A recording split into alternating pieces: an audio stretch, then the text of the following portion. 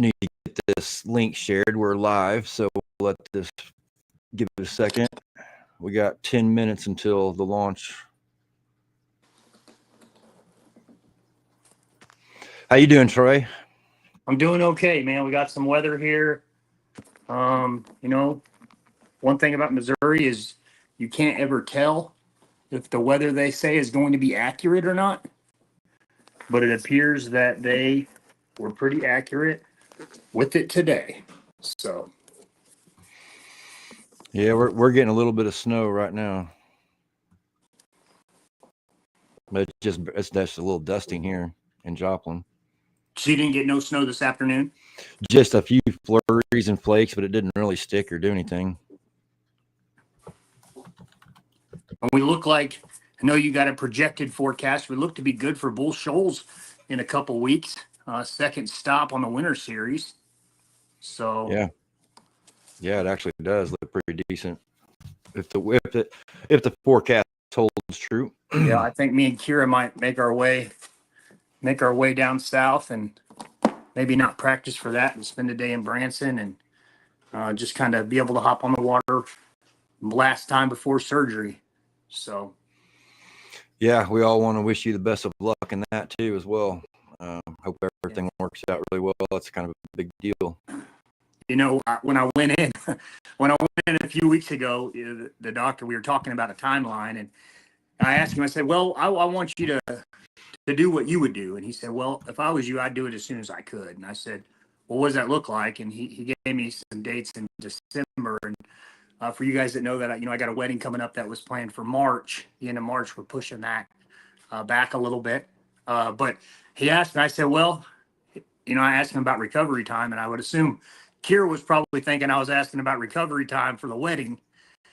And I said, well, I got a season opener on the Lake of the Ozarks on March 21st. So I need to know that I can fish that. And she looked at me and I looked at her, and yeah, she's supportive of that. So it's pretty cool. But yeah, I think I'll be good to go for that tournament.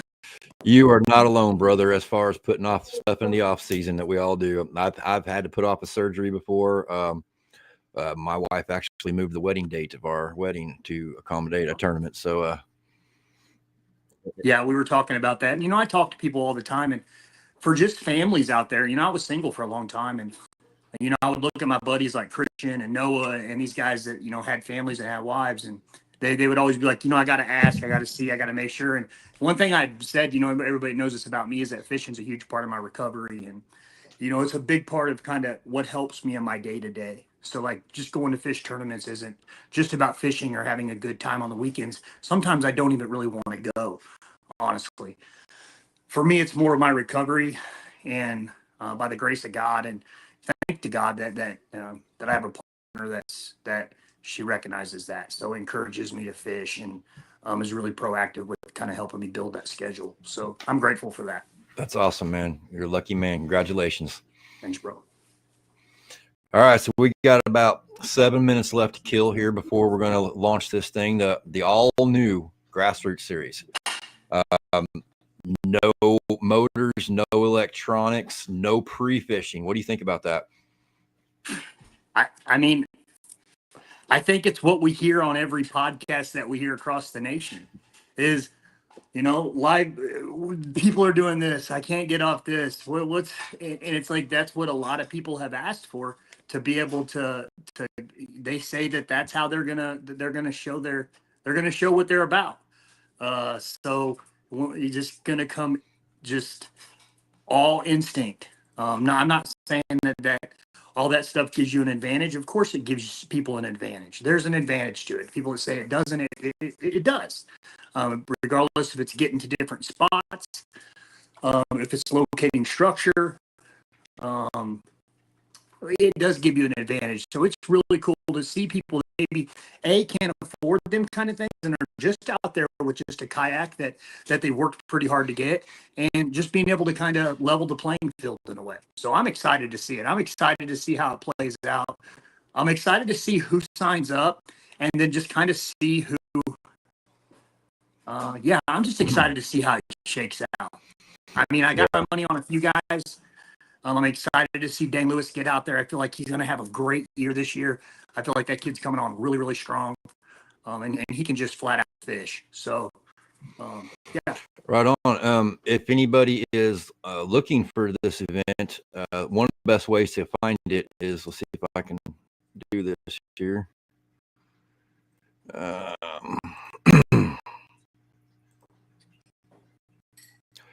to the Tourney X page. This is the Tourney X website, not the app. So this is the website. Looks a little different. And then you simply, the quickest way to find tournaments on, come over here to the club tabs. It's going to say club tabs. Might look a little different on your phone versus a PC, but you'll come down, you'll find all these categories, and there's MOYAC right here. Click on MOYAC, and now here's a tournament block for every single series that we run. So you can always come here to find information on each event, as well as registrations. We'll click on the grassroots, and we've got all the grassroots right here, schedule dates, locations, all that information is right there. We click on the first one here is going to be on Lake Taneycomo on March 29th. This is where you get all your information from it. We go to sign up. Of course, this is paying respect to Dorman Huey and there he is, Jim Harding. I mean, these guys won multiple AOI titles and championships, and they're fishing in sit-in kayaks with no electronics. This gets back to the way MOYAC started. The sport has really grown and gotten really crazy over the years, and this is, I think, going to be a popular way for us to get back to how it used to be, when you used to grab your kayak, throw it in the back of your truck, grab your paddle and a rod, and then go fish. So I think this is going to bring some people into the sport that may not have already been there before. And we're also starting some of the new optional side pots for next year too, for anybody that's going to be signing up for this event. You're going to have an optional big bass pot. We've got the high roller jack pots that are also thrown in there, all optional. If you want to buy in on those, it's just more ways that you can maybe earn a little bit of extra money. So we got about 3 minutes before we go live, and then like I said, we'll turn that. Right now, the tournament is password protected. I'm going to remove that password protection, so it'll be open to anybody. First 30 people to sign up, and that's it. The schedule has us on some smaller bodies of water, so we had to limit the number of entries for that, because we can't all fit on there. And I didn't really feel like it was fair to limit the number of entries on one lake and not the other. So we just made it 30 for every lake to keep it a nice, even standard. But from the feedback I'm getting and from what I'm expecting, this could turn into something really big, and I might have to completely rethink this for 2027. We might need to. I think this could turn into just as much a big of a deal as the Elite Series. I really do. We'll see. This is the first trial run, but I think there's a lot of people that really want to get into just a simplified competition of kayak fishing without having to spend a fortune. So we'll see. This is a trial run, so I got high hopes. I got high expectations. I'm excited. And the launch and the time of the tournament. I know it says all that in Tourney X, where you can go in and read the rules, but just a breakdown of the timeline, like how many hours a day are you fishing, and is it basically going to be ran the exact same way a regular tournament's ran, other than just the electronics and the watercraft? Yeah, all the other rules will be the same, except I've tried to schedule all the events to where we're launching right at sunrise, so no lights are needed, no nav lights, 360 light. So we'll all be launching in safe light. And so I think other than that, yeah, just regular standard MOYAC tournament rules. Like I said, there is an off limits period of 7 days before each event. So we ask that all anglers stay off of the water, no fishing, period, not from a boat, not from a kayak, not from the shore, just leave it alone. And, another reason behind that is some of these bodies of water are small. If we've got guys going out there practicing all week before the tournament, they're going to blow it out. I mean, a couple of these places to me are just giant ponds, really. I'm used to bigger water. So we got to try to we don't want to blow out the water. And we also want to keep locals from having an unfair advantage, and just want everybody to have a good, fair, fun time. We are almost there. It's going to be interesting to see who signs up for this and how quick it signs up. If this thing fills up within a few minutes, then we'll definitely be rethinking how we do this for next year and have to really open it up to allow more anglers, maybe get on some bigger water. But Which event, if you was to say you personally, Josh, if maybe it's Tanny, which event out of this series are you releasing all the lakes, or are you keeping that kind of under the cuff? Oh, schedule's out there. All right. Every event's out there. Which It's one are you on. most excited about? Pony Express Lake is up there real far north, but I hear some good things about it. It's early June. Should be an incredible bite up there. Could be some monster bass caught out of that one. Council Bluff Lake. That is an incredibly beautiful, small, secluded lake in the middle of the Mark Twain National Forest. So that's one I'm probably the most excited about. Bushwhacker could be a good one too. There's some fun fishing there. So we are live. Registration is open on Tourney X. So let's see who is going to get signed up. And there is, I'm going to say it now, not before, but the first person that signs up, Trey Dawson, has a prize for you guys at the first season opener in Moyak. So if you guys sign up and you sign up for the Moyak season opener in Lake of the Ozarks, I will have you a bait. And it may or may not be from Japan. So we'll see who the first person to sign up is. We've already got 5 people signed up. Oh my gosh, who was the first? I don't know. It doesn't tell me. I don't have 5 of them, Josh. I'm gonna have to figure something out here. This is going. We're already at 11. Oh my goodness, 12. 12. Let me see if I can pull this up here. Share the screen. Wow. What kind of monster did you create? Who do we have here? Let's look. Well, you know what? I'm just going to do it this way, guys. I'm sorry. I'm going to take number 1, man. I know that doesn't maybe seem right, but we got Marty using Marty using the mix. Oh man, he is gonna he's gonna make the drive down here. Everyone could be in big trouble. He's making the drive. He ain't wild card Jason right Anderson, there. You're number 1 right now. Jason Anderson, you got a bait coming from me.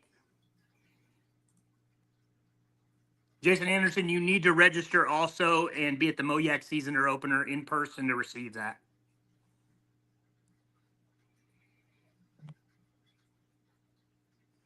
Christy Tanner says it looks like she's on there twice, but she only signed up once. Yeah, give it a second to refresh. Sometimes it gets a little weird. If not, we'll get it fixed. Looks like we're up to 16. I'm looking forward to. He's already got up 18. We're over halfway filled up already, and it's been 2 minutes. You know, Dream Crusher. He was the down. Yeah. And Chad doesn't know how to paddle, so I wouldn't worry too much about him in this series. I think all you. Oh, look at that. We got Troy Inky in here too. He doesn't know how to paddle either. Did these guys even own paddles? All right, we're up to 20. Only 10 more spots left, and it's only been 3 minutes. This is going to go by pretty quick. Got some new names on here too. That's what I like to see. And some old names. I'd told you Dane Lewis entered the building.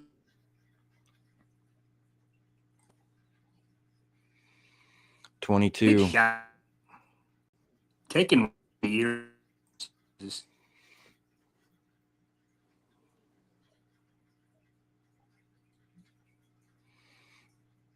Oh, I think we're losing you on signal there, buddy. Me? Yeah. Either that or my internet's messing up. All right, let's see where we're at.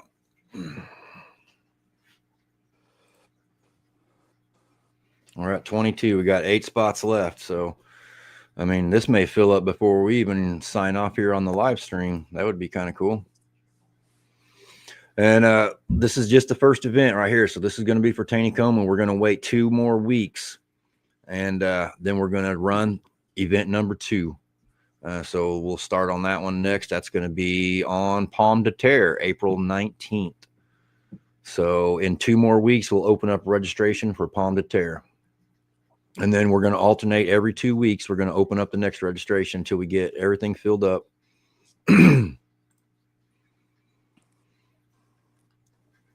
I'm hoping that gives everybody a little bit of spread out time so you don't have to pay for all these entry fees at once. Because if we opened up every event at once, it would be a chunk of money to sign up for all of them at once. I understand that. So trying to spread it out a little.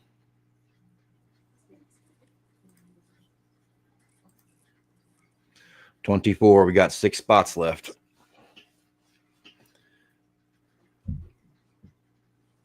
Also, this is an All-American Classic qualifying series. The top 15, they're going to get to qualify for the Classic in 2027. And also, this is going to be a Missouri State Championship qualifying series. So the top 10 guys in the final AOI standings, they're going to get a ticket to that Missouri State Championship on Lake of the Ozarks this year in early October. October 10th and 11th.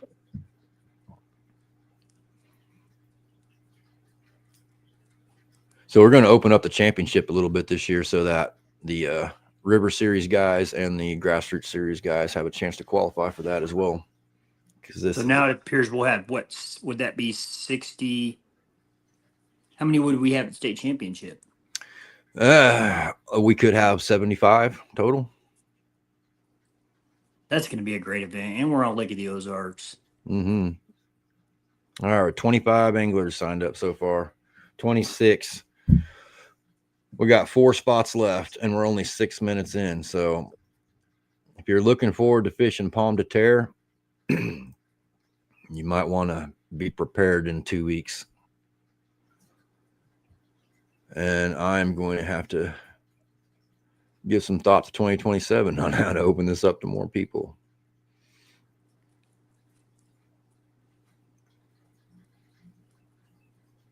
Ricky Bobby himself, Lance Burris, he's going to slow down, and he's in there. Lance, I don't know if he knows how to paddle either. I don't know. Yeah, I don't know if his kayak goes slow enough. I don't know if it. I don't know. Well, I guess if they got anybody who got a big giant lake rig and want to get involved, head on over to Eco Fishing Shop or check them out online. Get you a little throw and go kayak and grab you a paddle. You know, one of the things that I've been thinking about considering for 2027 with this would be making it a true paddle only series. No prop drives of any kind, electric or pedal. I don't know if that's going to be very popular with a lot of people because the pedal guys, they want to compete. But I think if you really want to get down to the nitty gritty grassroots, you should be just paddling. That's what it's all about. There wasn't, when I first started, there wasn't even, I mean, the Hobie drive came out, but I mean, nobody had pedal drives. Everybody was just paddling. It was a whole nother world. I'm not saying I don't like my motor. I love motorizing around in my kayak. There's been times where I'm heading back to the boat ramp and I'm almost falling asleep because I'm just relaxing, cruising. So I like both worlds. I like the primitive side of it and I like the motorized side of it. So that's why we have options here in Missouri. I'm actually in December here when I come back from, if I do make it to Bull Shoals, which that's the plan, but I'm not 100% on that yet. But I am putting the Torpedo on the back of the Old Town. So I'll be running dual motors like our boy Chad. He inspired me. Did you put that NK on the back of his? Yep. So. Well, we got Jim Harding, the legend himself, has signed up. It's good to see him back and doing good. 28 in 8 minutes. That's crazy. I know Gene was talking about it from True Patriot, saying he was going to make the drive from Colorado. I don't see him on there yet. Gene, if you're on here, where you at, Gene? Where you at, buddy? It's only like a 14, 15-hour drive. I mean, come on, man.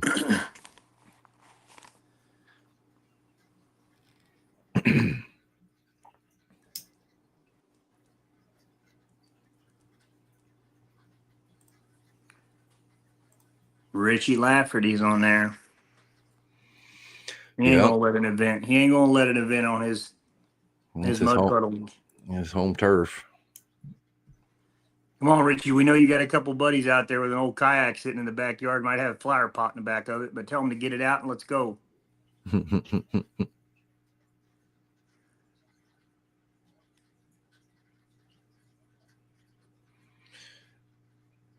Did you hear about that new tournament that Marty Hughes has got going on? He just launched today. It's I not can't. really new. He does it every year, but the catch all you can, where every single fish you catch counts. And whether it's private water, public water, kayak, boat, bank, it's just to see how many fish you can catch in 1 year. As being one of my closest friends, I have kind of given up on keeping track of what Marty Hughes is doing currently. Uh, that is a full-time job. I don't even know if Marty knows what he's doing every day.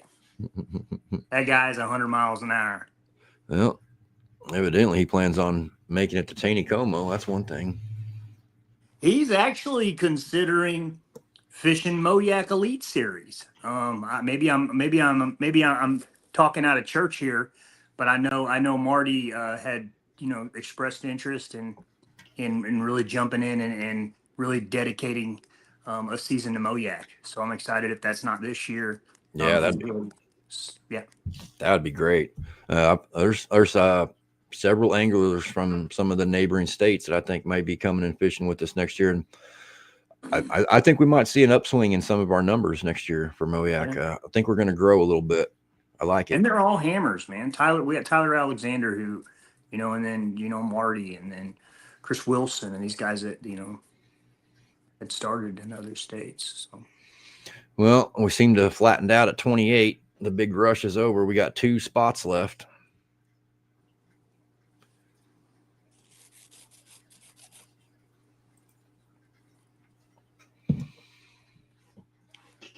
Seems like we just keep starting things off for each year earlier and earlier. That's whenever back in the original days of Moyak, we didn't even get our schedule until March. We didn't even know where we were fishing at. And now it's like a year ahead of time. It's a lot of things have changed, but still some things stay the same. So I'm tempted. I want to fish some of these grassroots series myself too. If somebody else doesn't sign, I may sign up for this tournament too. It's not too far from you, is it? No, I'm 2 hours away from Taneycomo, maybe an hour, 45 minutes, something like that. Speaking of your kayak, are you making some good progress on that? I got the old U10 all rigged up and pretty and polished. She's sitting in the garage just waiting for a new motor to go on her. What are you putting on it? NK 180 Pro. Okay. That's what I decided to go with. We'll see how that goes. I don't want to get too crazy, but I do want it to be nice. It's the nicest rig I've ever had, really. It's pretty. Yeah, I love that solid black. New Canoe makes a pretty good rig. What do you think of them new Kaios? I can't think the name of it, but the guy that made them, them Vibe Shearwaters, I don't know the whole story. Yeah. I'm not too hip on the Looks like manufacturing side. Yeah, it looks like a pretty cool kayak. It does look like a really cool kayak. It looks like it was well thought out and well designed for fishing in mind. But you have to get in and see how it feels to really. That's the most important thing to me. Well, looks like we're stalling out a little bit here.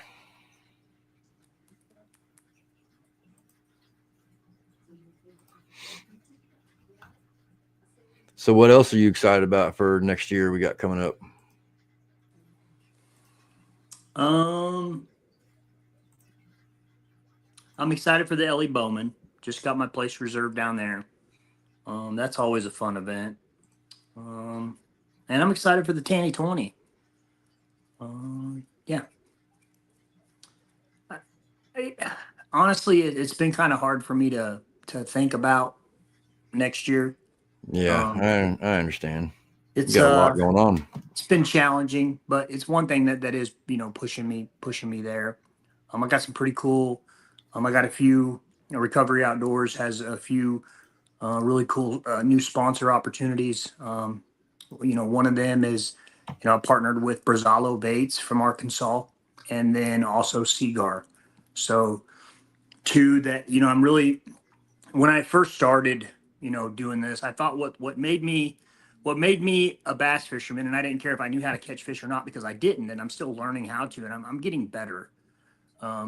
Was I thought that if I had the names underneath me, and I could look like I belonged, then I would be able to. But no, regardless of who you have, and what I found what I was doing more than anything is I was pigeonholing myself into companies, and I wasn't being able to authentically uh, be who I am and fish the way that I wanted to fish because I wasn't just going to use their stuff, right? It's like there were so many things that I used all across the board, and I couldn't do the company that I said that I was with any justice because I was typically using something else. And then having so many of them, and it just became exhausting.